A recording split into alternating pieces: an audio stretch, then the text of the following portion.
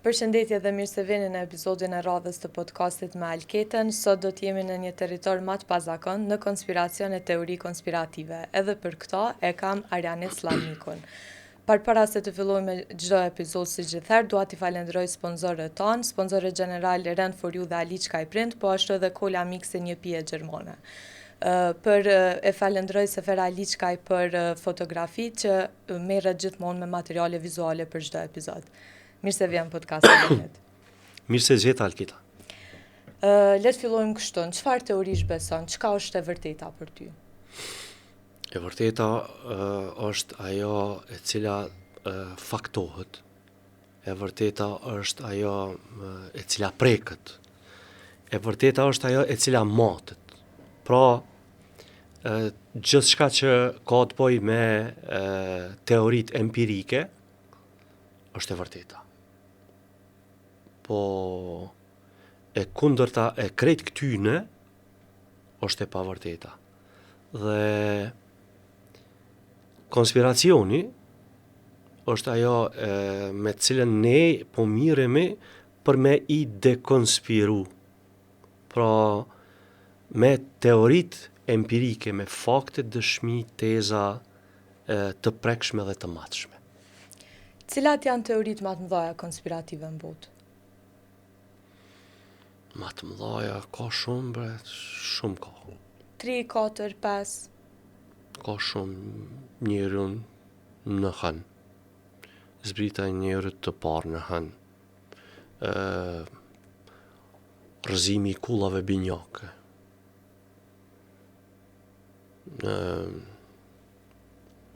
Virusët edhe plandemia, COVID-19, njëra ndër. Se qeverit gjithmonë punojnë në të mirë të popullatës.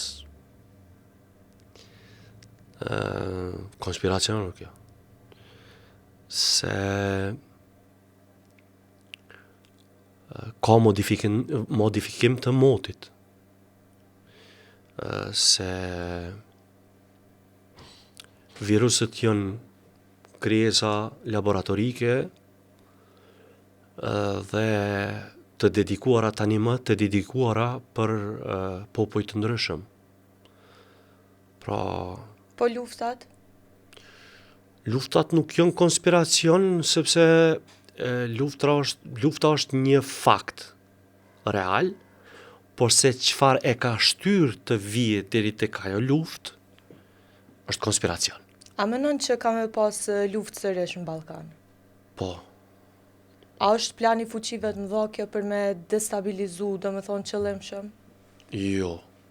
S'është qëllim i fuqive të mëdha, që unë i thom deep state, po, shtetit të thellë, shtetit prapa perdës, që e ka një plan neve me destabilizu, se na jena shumë burrat mira, edhin, edhe thashtë ata po dojnë me na bo diçka keq. Jo, absolutisht. Për këto duhet me folë kështu. Pyetja e radhës është si ndodhi lufta në ish Jugosllavi. Dhe kush e shtyu luftën në ish Jugosllavi? Si ndodhi që deri në pak para vdekjes së Titos, apo pak pas vdekjes së Titos, gjithçka ka qenë pothuajse normale, në harmoni, dhe për një moment, brenda 4-5 viteve, nga kështu, situata u kthye në kështu. Si ndodhi kjo? Pra, kjo është ajo që duhet me u folë konspiracioni. Gjithçka ka qenë para përgatitje, para prake.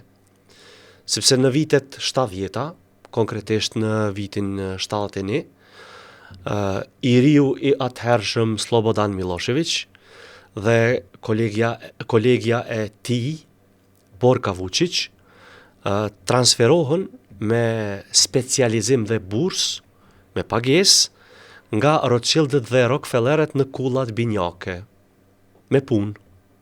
Pra, paga e parë që Slobodan Milošević e ka marrë ndonjëherë është nga Rockefeller dhe Rothschildet. E ka në një fotografi të cilën e kom postuar në Motiko, fotografi bardhëzi të Jakob Rothschild, Rockefellerit, më duket ke Richard Rockefeller apo se di, mos më merrni për këtu për emën. Borka Vučić edhe Miloševići në kullat binjake me gotat me shampanjë në dorë duke festuar vitin e ri të vitit 1973. Pra, ata janë sjellur atje për më përgatit që pas vdekjes së Titos të transferohen në Jugosllavi, sepse Rothschildet dhe Rockefellerët nga kullat binjake ku është edhe selia kryesore që i shtin shtetet në borxhe. Pse? Sepse ishtin se duhen me pagu kamat. Dhe këta duhet mi marrë kamatat, përqindjet e kamatave. Jo mo njerëzve, si që i kanë bo stërgjyshrit e tyre dikur, tash këta kanë arrit që shtetet me ishti në borxhe. Me ju dhonë kredi, si edhe Kosova ka kredi në IMF, në Bankën Botërore, etj. Po Banka Botërore dhe IMF-i ku i marrin ato pare? Ato i marrin nga këto familje të mëdha që kontrollojnë financat në botë. Edhe projekti i luftrave në Jugosllavi ka qenë, sikur ta marrim një shembull, një familje që një babi ka 7 djem, edhe ka marrë kredi në bank, baba i tyne, por banka nuk po ngopet veç me 1% të një kredije. A këta 7 në shpe, plus baba 8. Shka me bu banka? Banka duhet me i shti mbrenda vlezërve, kushtimisht po them, një përqarje që të dalin si cëllin shpit vet, edhe të marrin kredita një prej bankës. Nga një kredi mujore, u bon 8 kredi mujore. Kush është përfituesi këtu? Rothschildet dhe Rockefellerët. Pra këta i kanë trajnu Borka Vučićin edhe Slobodan Miloševićin, ata u transferuan pas vitit 85 në Serbi, filluan thirrjet nacionaliste, përçarjet, në Gazimestan një miting i famshëm ka qenë, ju jeni e re me mosh, nuk e manin mend, aty ka fillu.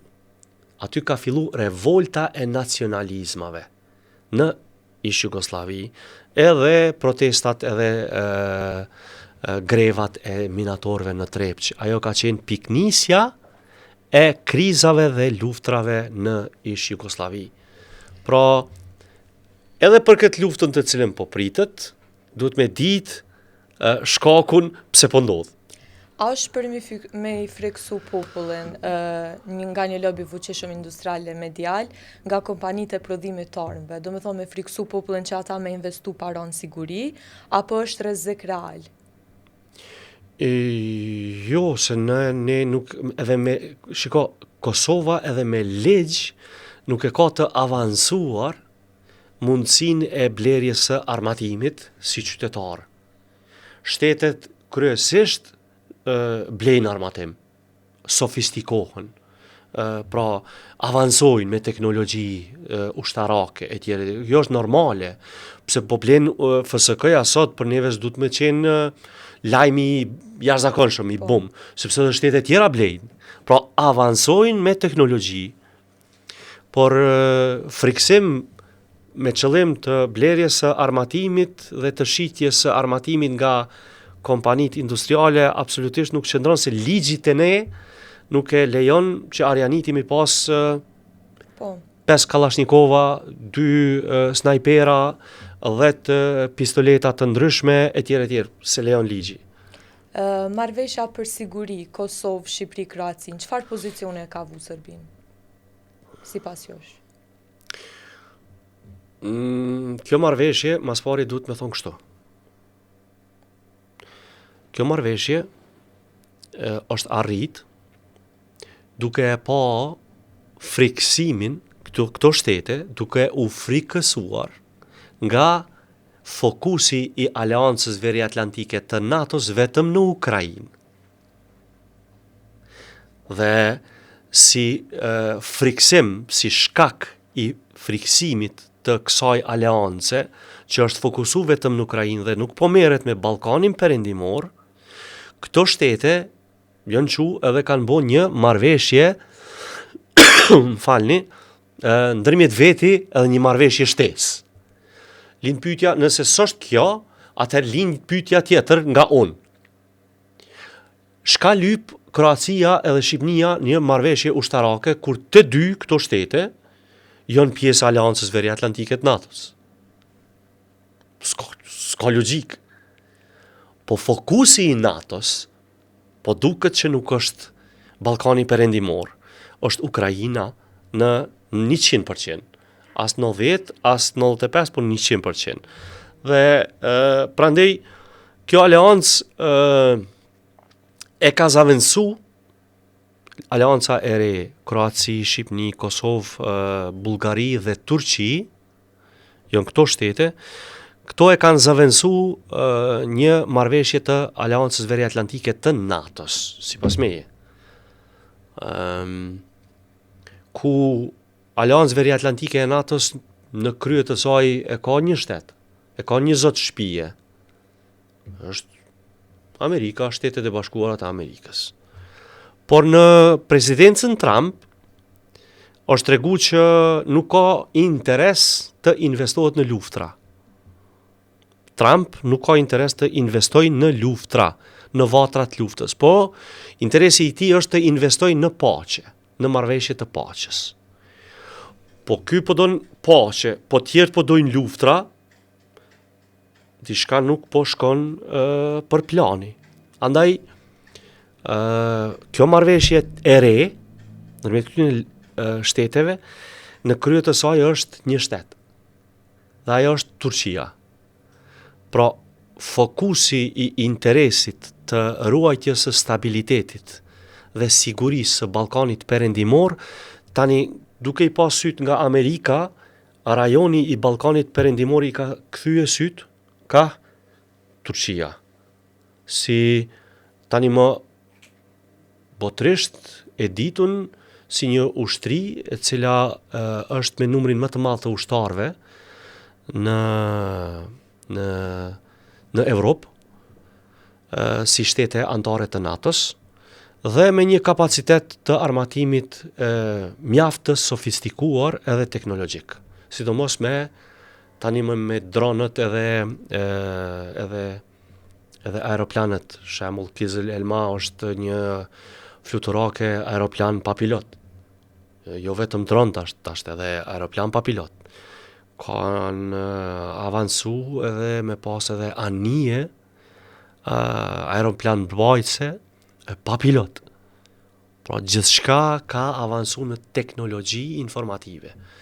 Edhe kjo padyshim se e ka bërë që rajoni i Ballkanit Perëndimor ta ketë fokusin ka Turqia si alat më i përafërt, edhe pse edhe me fuqi ushtarake edhe armatim brenda aleancës veriatlantike të NATO-s është e dyta, me njerë mbas SBA-ve. Ka njerëz që besojnë se Kosova dhe Shqipëria kanë mu bashku brenda pak viteve. A është bashkimi planifikun pra pasken, a veç një dëshirë popullore?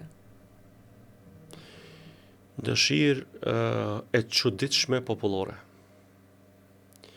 Sepse historia i njeh një pak vite të Hitlerit, të nazifashizmit, kur trojës shqiptare janë qeverisur në tërësi dhe pa bariera, pa kufi, edhe pse përkundër edhe në atë kohë ka qenë një ndarje. Kur dhe asnjëherë Shqipëria dhe Kosova nuk kanë qenë bashkë. Kur?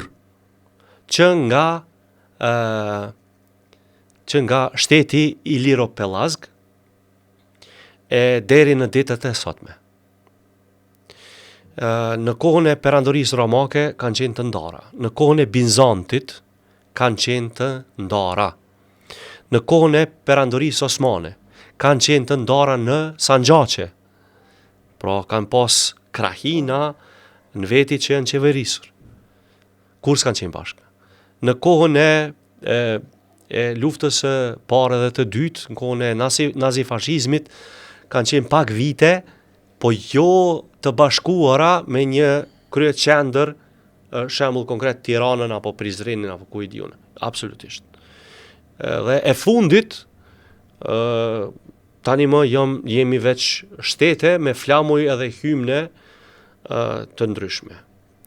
Po fatkeqësia dhe tradhtia më e madhe që është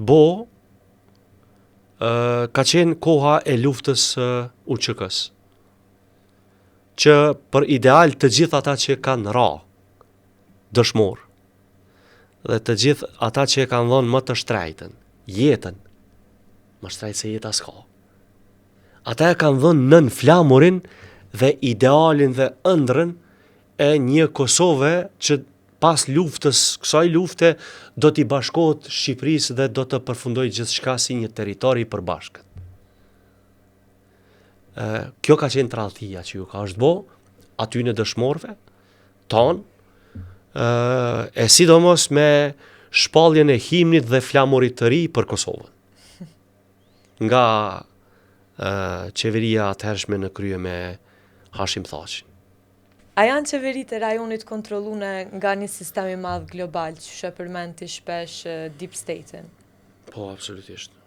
Nuk ka qeveritar, nuk ka burshtetës, nuk ka udhëheqës, subjektesh kryesore politike që nuk janë nën diktatin dhe të nënshtruara nga Deep State.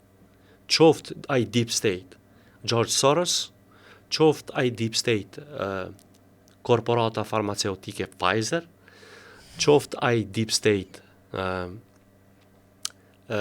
Lockheed Martin, industria e armatimit amerikan, apo kushdo qoftë. Pra është një Deep State i cili krijon influencën në secilin shtet dhe mëton nga ai të përfitoj financiarisht. Është e logjikshme. It's all about the money. Follow the money. Pra ndjek e paran edhe e sheh se ku del. Po për shembull kur qeveritë e rajonit kanë marrë edhe vendime kundër sugjerimeve ndërkombëtare. Për shembull taksat ndaj Serbisë në 2019. Edhe ju mendoni që kanë marrë kundër diçka. Ju mendoni që e kanë diku? Gjithçka është lojë. Gjithçka është lojë. Gjithçka është lojë. Këtu duhet të ngritet tension në Kosovë që të mbahet në pushtet Vučići në Serbi. Ngritja e tensionit në Serbi vazhdon pushteti në Kosovë. Është lojë deri në arritjen e qëllimeve finale të Deep State-it. Të Deep State-it. Dhe unë vlerësoj që këtë lojë dhe këtë dekonspirim, kjo është konspiracion mu, këtë dekonspirim do të duhej të bënin vetë politologët, se politikanët, a di kujna për i thomi politikan? Politikan qëtyne deputetve, sot që shumë po e votojnë një kuvend, një kryesi të kuvendit dhe një qeveri, 7 deputet. 7 deputet që u bën deputet me votat e vjedhura të kolegëve të tyre partijak. Qëta janë deputet? Hajna, të poshtër, pa kokër i ndyre, pa kokër etike, kufar etike, se hajni kur zinët në hajni në flagrancë, a i nështrohet po, valla, më zënët. Këta me mburje vazhdojnë. Më thonë, kokër etike edhe morali. Përfacus të kujtë tonët. Kush? Hajnat. Hajna. Nuk ka ndryshe këta emën, nuk kanë tjetër. Këta me pas pak moral edhe etik. Për 20 e kusur seanca që i kanë bajt, dhe me ditjet e mara, edhe rrogat e mara mujore do të duhet t'i kthenin, se nuk kanë bo punë. Ata paguhen për punë, për punën e kryer në kuvend. Ata nuk paguhen për mos kryerjen e punëve në kuvend. A be kupton? E kuptoj, kjo është Do thonë, sipas jush gjithmonë. po sipas meje se edhe ndryshe, hajt pra kallëzëm ndryshe çësho. Vetë çështu çysh po thomon është, ndryshe s'mund më konë. Absolutisht. Alketa, këtu është pa pardon. Pa pardon. Deputet të zgjedhun pa asnjë profesion. S'kan a di që ka deputet që janë zgjedh, s'kan profesion hiç. As shkollim. Nuk kanë një titull. Po kjo është preferencë e popullsisë. Ti beson se ata janë zgjedh me votë popullatës? Unë besoj gjithmonë në institucione. Në institucione të cilat tullën me mesazhe se u vëdhen votat nërmjet tyne në lista, që aty në institucioneve ju beson ti? Edhe gjenerata jote? Po nuk janë vetëm ata që janë zgjedh deputet që nuk kanë titoj, për shembull. Po, edhe kjo fatkeqësia. A i di ku mbren mu më shumë? Nuk mbren mu këta. Që kur s'kom folë për ta, beson? Kur s'kom folë, që për herë të parë po flasim. Mu mbren ndërgjegja edhe më dhem shumë që gjeneratat e reja i besojnë shumë institucioneve, atë shumë sa që besojnë se edhe këta janë përfaqësuesit e përzgjedhun më të mirët që i ka Kosova. Kjo fatkeqësia. Kjo është katastrofë. Deputet në legjislativ, kryetar komisionesh parlamentare, a i din çka do më thonë ajo? Ata njerëz duhen mu marrë me ligje. Një profesion tyne s'kan qenë gjenje me kompletu. Ai me ma bo mu ligjin. Do të thonë, jashtë komplet logjikës. Fundjas fundit.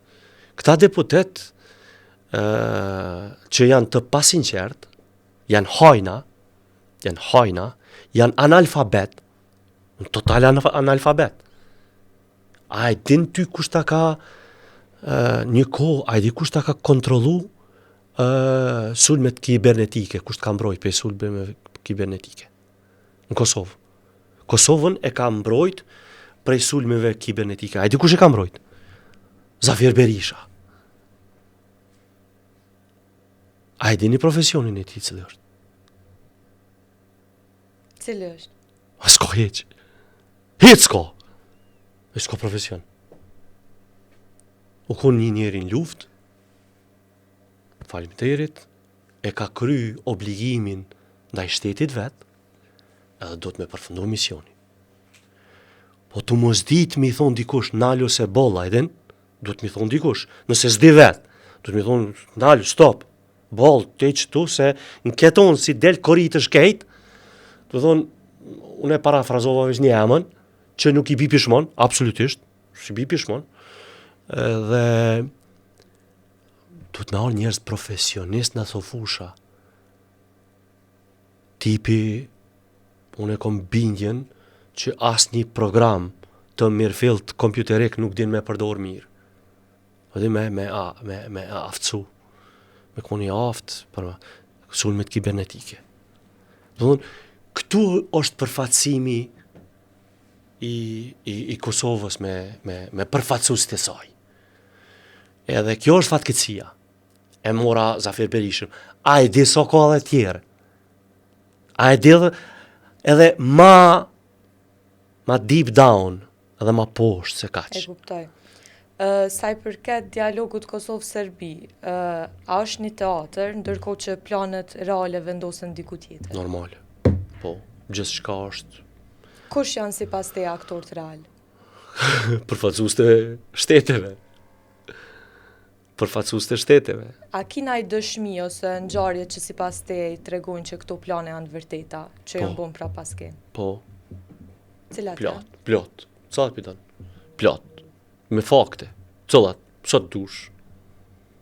Unë paraprakisht pas teatrit i cili ndodhi në Banjska, se ka qenë teatr ka qenë. Banjska ka qenë projekt i para përgatitur, në detaje. Teatr vetëm një në teatr nuk ka qenë. Fatkeqësia e rënjes dëshmor të Afrim Bunjakut. Ajo s'ka qenë teatr, ajo s'është para pa, ajo ka ndodhë, ajo s'është teatr. Përveç kësaj pjese, gjithçka që ka ndodhë atje, ka qenë teatr. A e dini ju që edhe djali i Aleksandar Vučićit ka qenë në Banjska?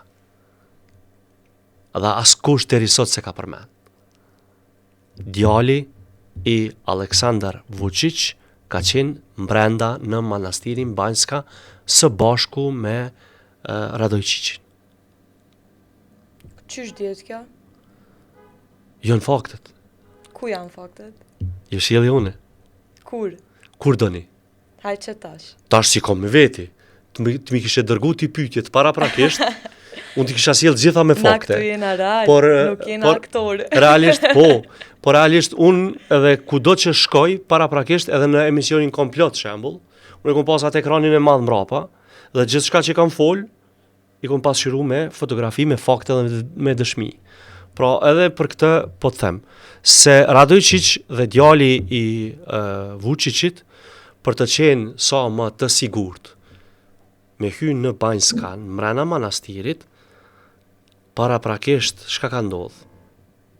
Një ditë më përpara, një autobus nga Novi Sadi, autobusi i bardh, me pelegrin ortodoks, vizitor, besimtar ortodoks serb, nga Novi Sadi kanë hynë në manastirin Banjska. Mandej, është bloku manastiri Banjska, ndodhi ajo natën që çfarë ndodhi me Afrim Bunjakun gjatë ditës duke qëndru terroristët mbrenda Banjskas, Radojčić me telefon në dorë, bisedon, aty para asaj shtëpizës me ato bankinat që janë ullur, bisedon, i thuhet Radojčićit, kthej kokën lart, shiko, kthen kokën lart, shihet pamja e tij që është Radojčić, futet mbrenda edhe misioni aty përfundon. Radojčić dhe djali Vučićit ashtu që kanë hyrë me autobus mbrenda Banjskës, me të njëjtin autobus edhe kanë dalë. Ka doli Radojčić? Ku shkoi? Ka u tret nga manastiri Banjska në Serbi. Si ndodhi që ai të shkoj në përshërim, thonjza, në spitalin ushtarak në VMA, në Serbi, në Beograd, derisa ditën e nesërme apo të pas nesërme shkoj në varrim të terroristëve serb. Pra, gjithçka teatr. A mendoni që ka me pas luftë tretë botërore, si pas josh? Po, absolutisht. A mendon që ka me qenë si ma herë, do me thonë me luftu, a ka me qenë me një dimension tjetër? Lufta e tretë botërore do të ndodhë në hapësirë, jo në tokë. Në hapësirë. Në hapësirë mbi tokë. Qysh ndodha ajo? Shumë e thjeshtë. Nëse vendos Rusia me e sulmu Francën apo Gjermaninë, nuk ka nevojë me hedh bombën atomike në Paris apo në Berlin apo në Bonn apo në Nicë apo në Marseille.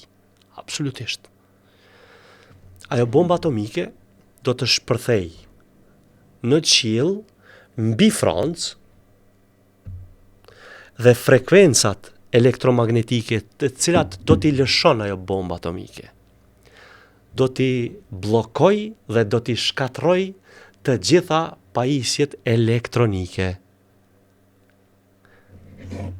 secilla pajisje elektronike nga telefoni e nlarësja në shtëpi, makina për larjen e rrobave, veturat, hidrocentralet, termocentralet, gjithçka, interneti, kompjuteret, gjithçka janë teknologji elektronike. Dhe paramendone tani një Kosovë ku nuk do të funksiononte asgjë elektronike. Ku do të mbesim? Në çfarë situate dhe gjendje do të jetë popullata këtu te na? Do të thonë pa rrym, pa asnjë pajisje elektronike që e mësu me to, pa telefona, pa internet. A mundi me marrë me mend çfarë situate dhe gjendje ekonomiko-sociale do të psonte Kosova? Në këtë rast Kosova e kom fjalë. Po Franca që janë mësu edhe ma shumë se na, Gjermania, Bashkimi Evropian, Amerika, Italia, e tjerë. Do thonë, ta heqim prej kokës që na kena me përjetu një shkatrim që ka me djeg krejt tokën e bla bla bla, absolutisht jo. Me një dimension tjetër. Le të folum pak ma shumë edhe për Deep State-in. Qysh mendon që të ndikon Deep State-in zgjidhjet e Amerikës edhe të botës? Në zgjedhjet? Po. Mas pari, kush është Deep State? Kush janë Deep State? Deep State, unë e kam një libër së fundmi, bile nga përgutia harrova me pru një kopje, si dhurat, po e gjeni në librarin Dugagjini, Bozuko dhe Tojena. Deep State janë familjet khazare, hebreje, me kodin gjenetik që rrjedhin nga Selçukët, që janë sot pasardhës të tyre janë turqit, po ata e kanë përvetësu besimin hebrej dikur, moti, në vitet në shekullin 15-16, edhe të cilët janë bartur në për Evropë, e kanë shtruar influencën e tyne përmes kamatave dhe fajdeve. Pastaj kanë involvu edhe në shtete, kanë shtru influencën e tyre në shtete, në Evropë, në përmbretëri, duke ju dhënë para me kamat, si kur mbretit të Hesenit apo mbretit të Britanisë Madhe atëherë. Dhe ata kanë shtruar influencë edhe maton Atlantikut, ku e ndërtojnë edhe krijojnë edhe një shtet të ri, si që janë Shtetet e Bashkuara të Amerikës. Përmes shoqërive të ndryshme, të cilat i krijojnë ata, Illuminati në një rënon, në krye me Adam Weishaupt, Michel Rothschild dhe Jakob Frank. Illuminati e kanë pas për veç një detyre brenda kësaj ideologjie kanë qenë dy qëllime. Qëllimi i kapjes së Vatikanit, besimit katolik, dhe shtrirja e influencës së Illuminatit tek shtresa akademike shkencore. Me qëllim që shkathojnë këta, është shkencore dhe shkencëtarët du ta aplikojnë. Nëse ata kanë thonë në shekullin 15, 16, 17, që toka o sferike, nuk o më e rafsht, se paraprakisht dhe kanë mësu që është e rafsht, kur kanë thonë këta që është sferike, kanë dalë edhe kanë qenë pa tjetërsushme me besu që është sferike. Njëri prej tyne, shembull Nikola Tesla, që ka qenë zbulus edhe kokë ndritun, ai nuk ka qenë i interesuar të involvohet në këto shoqëri të Illuminatit dhe masonike, dhe të gjitha patentat e tij edhe zbulimet e tij janë zhduk, janë shkatru. Pra, kanë leju vetëm ato teori të cilat këta kanë qenë për synim me i përzgjedh. Jezuitët, mrena Vatikanit, janë kopje e Jakob Frankut, nga viti 1666, kur është themeluar Illuminati. Dhe kështu kanë fillu ndikimi i influencës së tyre edhe në fe perendimore, që ka qenë e shtrirë dhe është e shtrirë katolicizmi, e kanë sot domenin kryesor, deep state, edhe kjo pjesa e akademisë shkencore. Ka njerëz që thonë se Trump po e lufton deep state-in. Po. A është shpëtimtar a pjesë e lojës? Jo, është shpëtimtar. Padyshim, unë kohëve të fundit pa të fillu pak me mlekund në bindje, sepse mu më njofi një trumpist që nga 2016 e këndej, por jo, definitivisht ai është në luftë dhëmb për dhëmb me deep state-in. Sa që kreu i tij në shëndetësi, tani Robert F. Kennedy, e tha hapun që vakcinat shkaktojnë autizëm. Pra, një fakt që askush deri sot s'ka guxuar ju me menu. As me thon, as me menu. Unë nuk e ndoj të njëjtin mendim me ty. S'është më rëndësia e ndon ti mendimin, Megjithatë, ata e kanë thonë. E kuptoj. Ajo është fakt. Po megjithatë unë ju bëj apel qytetarëve që pas çdo gripe apo virusi mu vaksinu sa më shumë. Edhe me dek më shpejt. Jo. Edhe Mu me vaksinu edhe me pështu plej gripave. Edhe me psu smundje edhe me efekte anësore. S'ka problemun, nuk është ajo, po kaloj me këto, vaksinat nuk shkaktojnë smundje tjera. A e din përmbajtjen e vaksinave? Po, e di përmbajtjen e Cila është vaksinave. përmbajtja e Kanë vaksinave? material genetik, kanë ujë steril, kanë stabilizues. Sakt. Sakt? Jo sakt. Sakt. Kush është pioneri i vaksinave? Vaksinat e kanë këtë përmbajtje. Kush është pioneri i vaksinave? Pioneri, kush është këshilltari kryesor i korporatave farmaceutike që i kanë kriju vaksinat? S'ka të bëj kjo. Ja ka të bëj shumë, sepse aje ka një intervist. Alketa, aje ka një intervist nga FBI. Vaksina duhet mu marrë dhe kjo është... Nga FBI, ja do shme mlon tash. është kategorike, për mendimin tëmë, po me gjithatë ti e ndonë mendimin tënë, mund është me thonë. Unë ndaj mendim me fakte, ti po flet pa fakte, unë po flas me emna, me mbi emna. Unë po voli si pas shkencës. Unë e di që ti je një mjeke e ardhshme, po kemi na qitë punë me këtë këmbëkullësi kështu. Keq bjavë kanë shpërlat runin, hajë zoti e bofta. Kini me po kur të veni me na thonë pështëna nëse na ka roqë ky virus.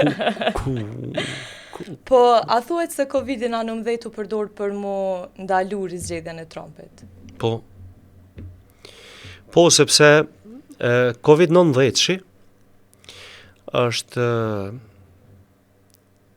është burim i laboratorit në Wuhan. A dim kush e ka bo analizat dhe hulumtimet shkencore në Wuhan?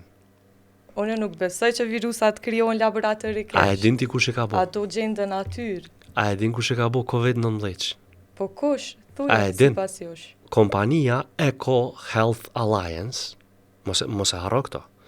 Eco Health Alliance është kompani kineze e cila ka marrë fonde milionëshe nga CDC-ja e Anthony Fauci-t për krijimin e bat virus. Po si ka ndiku kjo mi ndalu rizgjedhjen e Trumpit? Çdo 4 vjet të gjitha ushtrit e botës e keshin një garë olimpike. Sikur që janë lojrat olimpike të sporteve, të shteteve të ndryshme, edhe ushtritë e botës çdo 4 vjet e pas kanë një garë të ushtrive të botës. Dhe për çudi, në shtator të vitit 2019, në Kinë, pas ka qenë radha e mbajtjes së lojrave olimpike ushtarake të ardhshme. Dhe Kina e vendos që ato lojra olimpike të krejta ushtrive të botës me përfaqësues që kanë me bo gara, me u mbajt në Wuhan. Edhe mbahen në Wuhan, në shtator. Dhe nga aty lëshohet virusi nga laboratori i Wuhanit, nga Eco Health Alliance, lëshohet në stadium, infekton të gjithë ushtarët. Ata ushtarë mas shumë të një jave, janë kthy në për shtëpitë e tyre, në përbot, në Evropë, në lindjet mesme, në Skandinavi, në Amerikë, e tjerë, dhe e bartin virusin me të madhe. Rastet e para në botë kanë qenë të lajmëruara në Kanada, në Francë, edhe në Angli. Nga familjet e ushtarakve, të cilët kanë qenë pjesë e garave olimpike në Wuhan të Kinës. Kaq. Të thonë, unë po flas me emra kompanish, unë po flas me investitor të cilët kanë investu në atë kompani, unë po flas me lokalitet ku është bo hulumtimi shkencor dhe krimi i virusit, dhe unë po flas mënyrën se qysh është shpërndaj virus. Dhe impakti në Amerikë është do në atë mënyrë sa që shtetet kanë marrë masa drastike për mbyllje, ekonomia në rënje, një president në Amerikë, këtu të zgjedhin këtë ladrovcin. Ku me di çfarë ekonomie më konë, për toke, apet e votojnë ato. Se këtu nda jena qështu. Në botën perëndimore të avancuar, demokratike, këshirin ofertat kush ofron dhe kush është më realist, kush është më i zoti më i aftë. Edhe Trump në kohën e pandemisë Covid, ju është bo kjo loj e dështimit të shtetit në aspektin ekonomik. Kanë fillu çmimet me u rrit, prodhimi ka ra, pra kur të rritën çmimet edhe bjen prodhimi, pra ka edhe aty inflacion, ka edhe deflacion, edhe është shkaktu kaos edhe panik. Këtu automatikisht amerikanët kanë kërku me undru pushteti. Pushteti cili erdhi si erdhi, me votat të vjedhura prap se prap, u manipuluan votat me sistemin digital të votimit, që ka qenë Dominion, firma Dominion. Pajisjet Dominion të votimit janë kështu 4 ore, po e kanë një dongle si USB chip i vendoset për komunikim me qendrat. Dhe që ajo dongle i ka alternu votat nga një kandidat në tjetrin. E qaj chip është marru si program në Beograd. Dhe atë chip e ka marrë në vitin 2016 Hunter Biden. Unë i kom ekspozu me lokacione ku ka qenë Hunter Biden në Beograd, me IP adresa ku është lidh me laptopin e tij, me gjithçka. Pra, gjithçka ka qenë një komplot. Por Trump e ka ditë, edhe unë e kom ditë, por para se ta lëshoj detyrën, ai e ka bo një nënshkrim të një urdhri ekzekutiv, që pushtetin në gjendje të jashtëzakonshme të shtetit e ka para pa se ka me kushtetut Amerika të mos i bartët pushteti presidentit tjetër, po kujt pushtetit i bartët ushtrisë. Dhe në kohën e pandemisë, që askush se ka thonë këto, edhe se ka përmend, përveç meje, a e dini që ju Amerika dhe Gjermania janë vetëm këto dy shtete, edhe Rusia, janë këto dy shtete demokratike ku vakcinat Covid i ka administru ushtria. Jo spitalet, jo mjekët. Stafi ushtarak i ka administru vakcinat Covid. Në SBA, ushtria ka pas në dorë, me depo, me administrim, me menaxhim, me gjithë shka. Sepse Amerika ka qenë në martial law, në ligjin ushtarak. Dhe kthimi i ngjanje civile i Amerikës ka ndodhur me zgjedhjen rizgjedhjen, në thojza të presidentit Trump, sepse ai ka qenë ende si president. Administrata Biden ka qenë një administrat kukull. Aja nuk ka pas qasje në shtëpi të bardhë. Shtëpia bardhë ka qenë e tëra nën grila, apo? I keni pa dhe ju fotot, apo? Po. Sipas teja, është Amerika nxitësja kryesore e luftrave? Ka qenë. Nuk është më. Nuk është më. Me Trump nuk është më. Është administrata e vetme e SBA-ve që nuk ka nis asnjë luftë. Është administrata e vetme amerikane e cila i ka shuar të gjitha luftrat që kanë qenë të ndezura nga Amerika diku. Nga Afganistani, Iraku, Siria, Libia e tjerë. Le të flasim pak për inteligjencën artificiale. Shumë njerëz mendojnë që AI ka me zaventsu njeriun edhe ka me kontrollu botën të ardhmen. A mendon që është e planifikuar qëllimisht nga elitat? Po, këtu Alketa këtu te AI i kem dy teori. Unë i kam dy teori. E kam teorinë shkencore, edhe kam fatmirësisht e kam edhe këtë pjesën e teorisë fetare. Është interesant shumë. Sepse janë këto të dyja përputhen dhe lidhen identik 100%.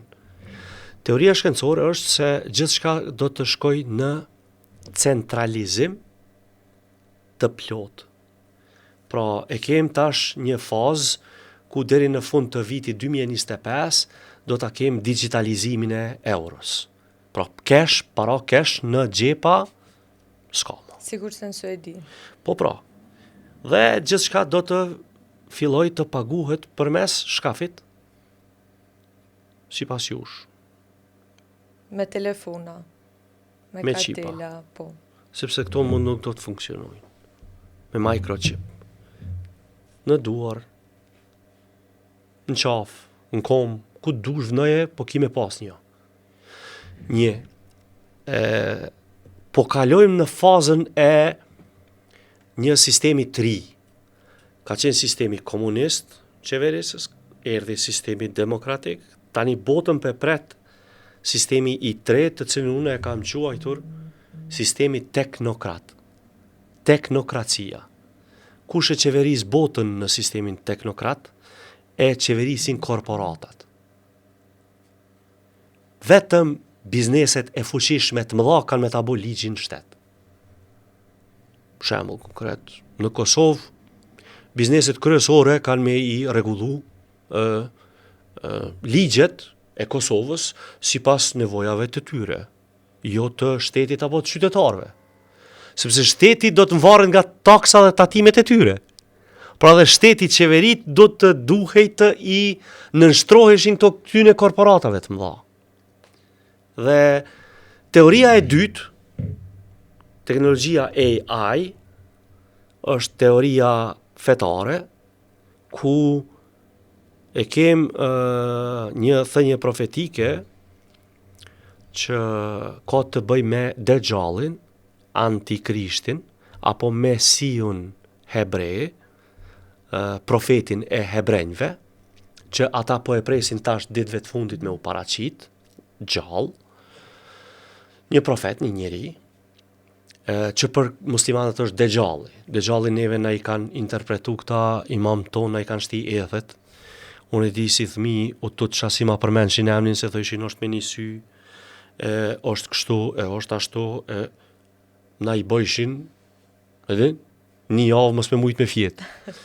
Po doli se njëri ka me qenë normal, s'ka me qenë bish që na i përshkrujshin bishën, ka me qenë normal, një sy ka me pas ma pak dëmtum nga shikimi, pra ka me qenë me syza, sepse thënja profetike, nga profeti Muhammed kur o thonë, në atë ko s'ka pas syze, pra një sy më dëmtum ka me pas, pra nga shikimi, ka me qenë me syze me sikuri, ka me i shkru pa besimtar në ball, dhe ka atë pa besimtar ka me lexu edhe ai që din shkrim lexim edhe ai që s'din shkrim lexim.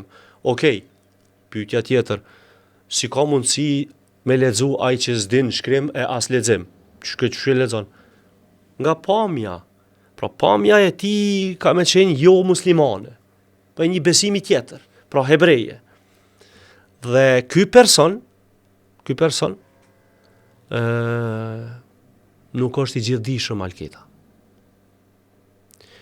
Këtij personi do t'i duhet një asistent për me i dhonë përgjigje për gjithë shka që e pyet. Për gjithë shka. Dhe shka më mirë se një ChatGPT. A përshef? Disa mendojnë që ChatGPT-ja manipulon mendjen e njerëzve, Po, cenzurojnë të vërtetën fakt është fakt, unë e kom me provë, se jam të shkru një libër në fund, i kom po disa pyetje, mi ka alternu, mandej unë me përgjigjet e mia e kom prape kom pru në bazë ku kom dasht, e përdori. Tinza, si cigarën këtë një herë kur e pishim. Do me thoni që hapin vetëm ato që ajo leverdis kompanive. Po, absolutisht, shembull, teorinë e tokës së shesht, veç me vran gojë ChatGPT-n se s'thot që është e shesht.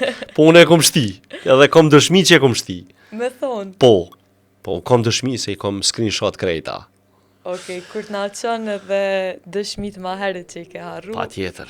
I bashkan gjitëm në podcast. Gjithçysh. Si pas Arianit Slavnikut, a do të formohen institucionet e Kosovës? Nëse po nga kush, apo do të shkojnë anë cikël zgjedhor?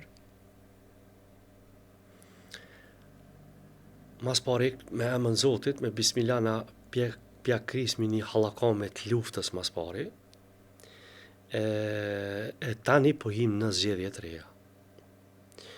Pra unë e kom thonë para këtyne zgjedhjeve, para se më mbajt këto zgjedhje, unë kom thonë që zgjedhje s'ka. Dhe shumica kanë qesh me mu. Si që qeshin dikur me Covid. Me pandemi kur i thosha mos u vaksinoni se hecet. Dhe po do këtë puna tyne. Pra, edhe tash, i kom thonë s'ka zgjedhje, qeshnin, sepse zgjedhje duhen me prodhu zgjidhja Alketa. A është ashtu? Pra zgjedhjet, një proces zgjedhor, kur mahët, duhet me pas një përfundim me një qeveri të re, me kuvend. S'ka. Pse s'ka që 22 a 3 seansa kuvendit nuk ka. Nuk ka zgjidhje. Pra s'ka zgjedhje. Në anën tjetër, po kem deklaratat të ministrit në detyrë të mbrojtjes, Maqedoncit, se Kosova është rrethu me 70% të kapacitetit të ushtrisë së Serbisë. Edhe në lindje, edhe në veri, po ma shumë në lindje të Kosovës, ka lugina e Preshevës. Ato që e kom thonë une, që 2 vite resht, dhe askush nuk e ka marrë seriozisht. Pra, unë paraprakisht, Alketa, unë shoh një mandat të presidentës Osmani në Kosovë, si komandante e forcave të armatosura të Kosovës, në një luftë përballë forcave terroriste, paramilitare serbe dhe ushtarake serbe dhe të ushtrisë së Serbisë, tek pastaj zgjedhje. Pra, pa pas një konflikt ushtarak dhe pa e marrë detyrën e komandantës së forcave të armatosura të Republikës Kosovës, Vjosa Osmani, dhe me udhëheq këtë luftë dhe me dal fitimtare në këtë luftë, nuk ka zgjedhje, as nuk ka qeveri të re. fetarisht mu nuk më lejohet me bo bast, po me kondush bëj bast. Po për president Kosovës? Ka vakt. Ka mundësi që e njëjta vazhdon. Sepse në momentin që kemi një gjendje të jashtëzakonshme në Kosovë, atëherë detyrën e merr presidentja. Dhe në momentin që e merr detyrën presidentja, atëherë kjo punë mund me zgjat. Pra mund mu prolongu përzgjedhja derisa dalim nga gjendja e jashtëzakonshme. Unë e kam një emër, po do ta them pas emisionit. Unë e kam një emër prej sontit, po Edhe ti pas emisionit, a? jo më thonë që tashtë. Unë kisha pas shef me të pa ty president. Faleminderit shumë. Jo doktoresh se kime na marrë në qafë. Ja, unë si pas profesionit tem, thash që i besoj. Kjeta, unë kom qef me të pa presidente, jo doktoresh. Pas kanë ndiku shumë. Po thu vaksina ta? Jo. Teoria e shëndetësisë industriale ju ka indoktrinu shumë. Ka bo dom shumë. Unë i respektoj mendimet e tjerëve, po Faleminderit pavarësisht i respektoj edhe mendimet e mia. Faleminderit që ishe pjesë e podcastit Arianit. Kënaqësia ka qenë e imja që kam qenë në këtë podcast, unë ju uroj suksese. Faleminderit. Edhe në profesional, personal juin, po edhe me këtë ambient shumë të ngrohtë e shumë të mirë. Unë u kënaqa. Shumë faleminderit edhe na Kënaqësia ime. gjithashtu. Faleminderit edhe ju që na dëgjua deri në fund. Mos harroni të bëni subscribe në YouTube dhe deri në episodin e ardhshëm na shkruani mendimet tuaja.